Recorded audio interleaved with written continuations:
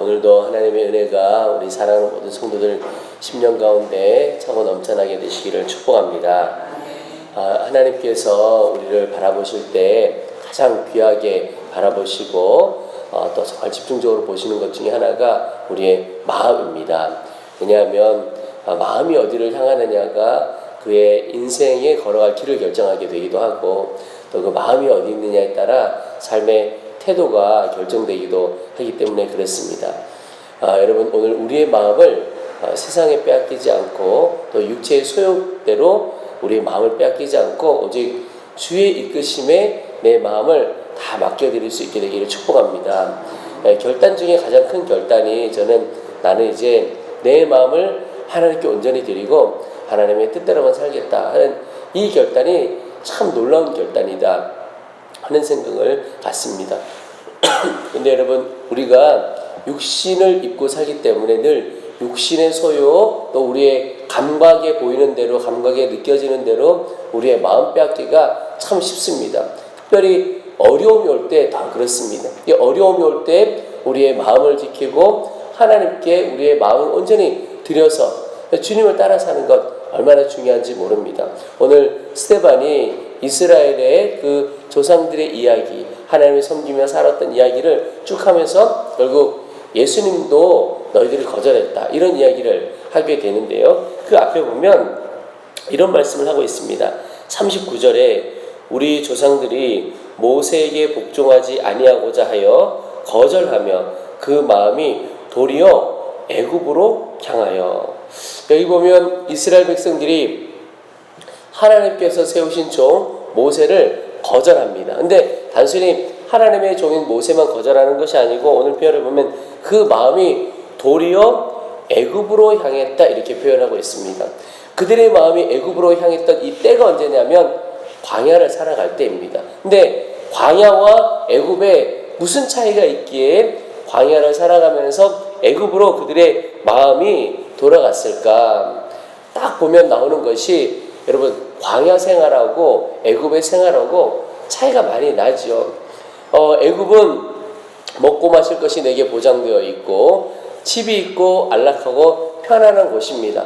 그러나 종으로 살아가는 곳이죠. 그런데 광야는 자유자의 삶으로 가는 길이기는 하지만 광야라는 벌써 단어부터 어려움이 딱 오는 겁니다. 마음에. 또 언제 이 안정적이지 않는 거죠. 언제 짐을 싸서 또 걸어가야 할지, 어떤 적들이 쳐들어올지, 우리가 안전하게 살아갈 수 있을지, 그러니까 삶과 생명의 안전이 보장되어지지 않으니까 하루하루가 어떻게 보면 어렵고 힘든 길이 광야입니다.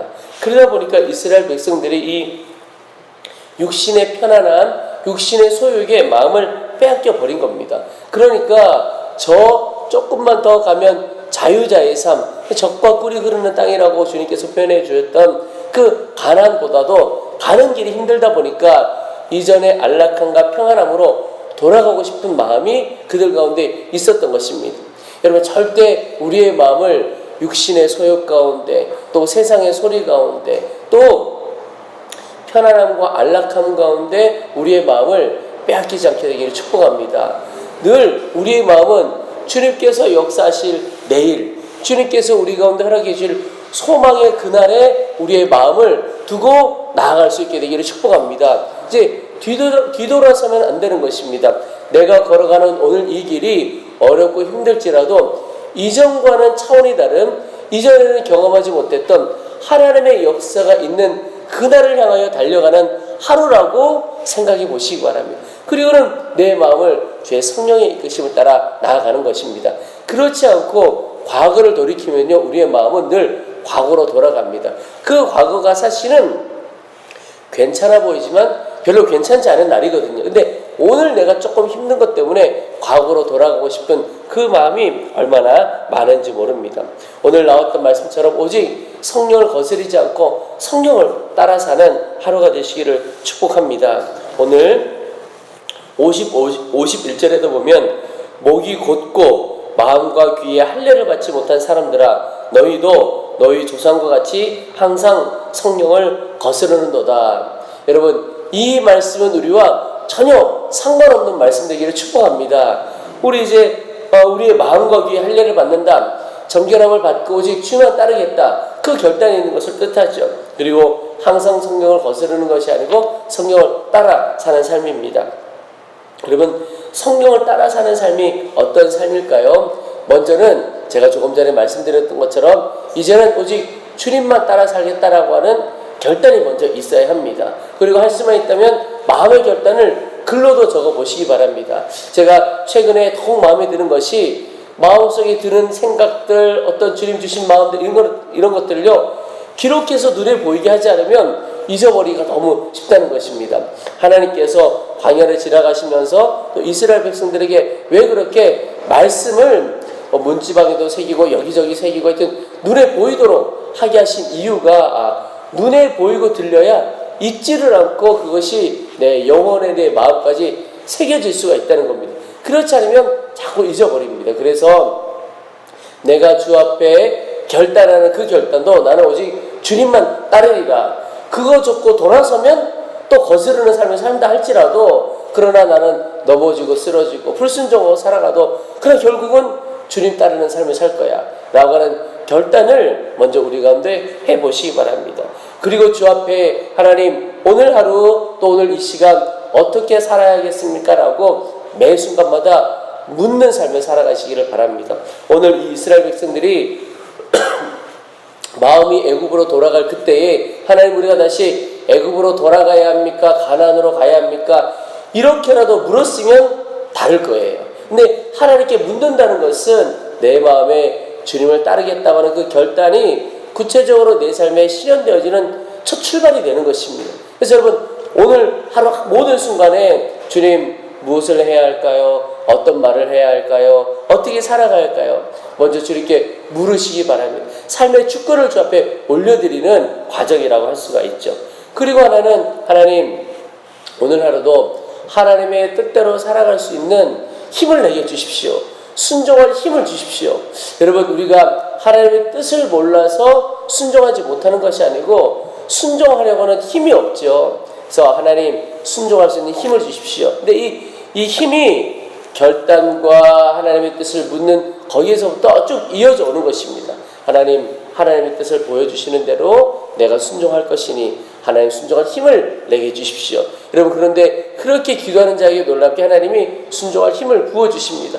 그런 내가 실제로 순종의 삶을 살아가게 되죠. 그러면 그렇게 살아갈 때 그 하루는요 이제 애굽에서 가나안으로 가는 한 걸음이 되는 겁니다. 그 한 걸음 한 걸음이 모여서 가나안으로 들어가게 되죠. 오늘 하루 멈추어서고 돌아서는 것이 아니라 주님께서 예비하신 가나안으로 한 걸음 더 나아가는 삶이 되어지기를 축복합니다. 절대 뒤돌아서고 돌아서는 삶이 아니라 앞으로 나아가는 삶.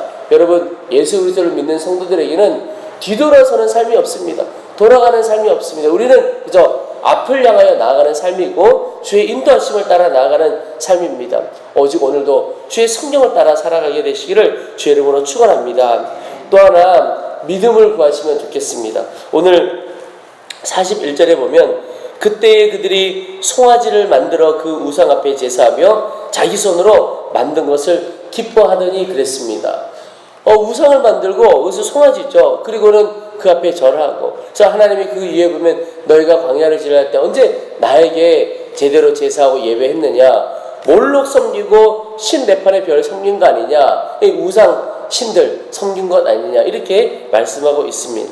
여러분 이스라엘 백성들이 왜 우상을 만들었을까요? 우리의 육신의 감각이 너무 중요하고 거기에 너무 매여있기 때문에 그렇습니다. 그 말은 보이지 않는 하나님을 섬기는 것이 우리의 본성적으로 참 어렵습니다. 왜냐하면 우리는 자꾸 보이지 않는 그것이 눈에 보였으면 좋겠다 하는 욕구가 있는 겁니다. 보여야 더 잘 믿어지게 되는 거죠. 그래서 이 육신의 감각에 너무 매여 있다 보니까 이스라엘 백성들이 보이지 않는 하나님을 보이는 우상의 형상으로 만들어 버렸습니다. 그런데 여러분 정말 믿음은 무엇이냐? 보이지 않는 것을 보는 것이 믿음이지요. 그래서 우리 마음 가운데 오늘 하루도 하나님 내가 보이지 않는 하나님 그러나 내 안에 분명히 실지 않은 하나님을 믿는 믿음을 내 가운데 주시옵소서. 저는 오늘 42절 43절에도 나오지만 하나님께서 예배를 늘 말씀하실 때마다 보이지 않는 하나님을, 보이지 않는 그 하나님이 기뻐하시는 대로 예배하였고, 그래서 하나님이 그것을 기뻐 받으셨느냐, 아니면 내 입장에서는 정말 정성을 다하고 마음을 다한다고 해서 예배를 드렸는데 하나님 보시기에는 나는 너의 예배를 받은 적이 없고 너희가 나에게 예배한 적이 없다고 말씀하시는 이 두려운 날이 우리에게 일어나면 어떡할까 하는 생각을 갖습니다. 그런데 그 차이가 어디에서 오느냐면 믿음입니다. 우리의 믿음으로 보이지 않는 하나님을 예배하고 우리의 형편과 처지가 어떠하든지 하나님을 온전히 믿고 나아가는 믿음이 있으면 그 예배를 받으시는 겁니다. 하나님께서 믿음으로 드리는 예배는 받으시지만 믿음 없이 율법으로 드린다든지 우리의 마음의 소욕을 가지고 드리는 예배 받지 않으시는 거죠. 여러분, 오늘도 보이지 않는 하나님의 말씀을 따라 살아가고 보이지 않는 하나님을 볼 수 있는 믿음의 삶을 살아갈 수 있게 되기를 축복합니다. 그때 하나님의 은혜가 우리 가운데 강같이 흘러넘치게 될 것입니다. 여러분, 보이는 것이 다가 아니고 보이는 것만 따라가서는 어려움을 겪게 살아가게 됩니다. 여러분, 우리의 육신의 눈을 너무 신뢰하지 말고 우리의 육신의 귀를 너무 신뢰하지 말고 우리의 눈에 보이는 이 형편과 처지를 너무 신뢰하지 말고 보이지 않는 하나님이 내 영혼에 말씀하시는 그 말씀을 따라가기를 축복합니다. 보이지 않는 하나님이 보이지 않는 아름다운 곳으로 인도해 가시는 것을 우리의 영혼의 눈이 열려서 바라볼 수 있기를 원합니다. 그게 믿음이죠. 여러분, 하나님은 오늘 우리에게 놀라운 가나안을 예배해 두셨습니다.